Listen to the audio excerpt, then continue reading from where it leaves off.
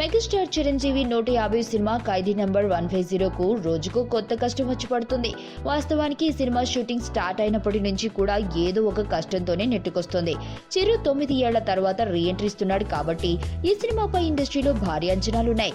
ఇక ఈ సినిమా సంక్రాంతికి ప్రేక్షకుల ముందుకు రానున్న సంగతి తెలిసిందే.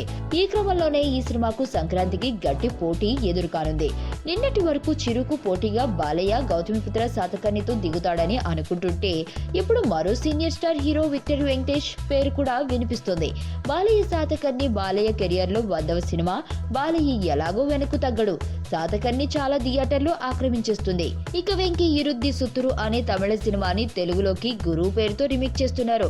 కొన్ని రోజుల్లో వైజాగ్ లో క్లైమాక్స్ భాగం చిత్రీకరణ జరుపుకోనుంది ఈ చిత్రం. మొదట డిసెంబర్ నెలలో ఈ సినిమాని రిలీజ్ చేస్తారని అనుకున్నా ఇప్పుడు సంక్రాంతికి రిలీజ్ కానుందని తెలుస్తుంది. అది కూడా చిరు ఖైదీ నంబర్ 150 రిలీజ్ రోజునే గురువు కూడా రిలీజ్ కానుందట. అదే జరిగితే వెంకీకి సురేష్ బాబు అండతో కావాల్సినన్ని థియేటర్లు దొరుకుతాయి. సోలోగా రిలీజ్ అయ్యే రికార్డుల మీద కన్నేసిన వెంకీకి అటు బాలయ్య ఇటు వెంకీ ఇద్దరు కలిసి పెద్ద షాక్ ఇస్తున్నారు.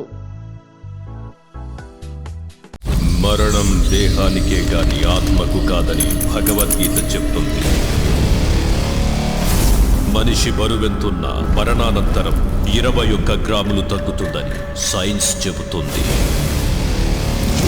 అంటే ఆ 21 గ్రామ్స్ బరువు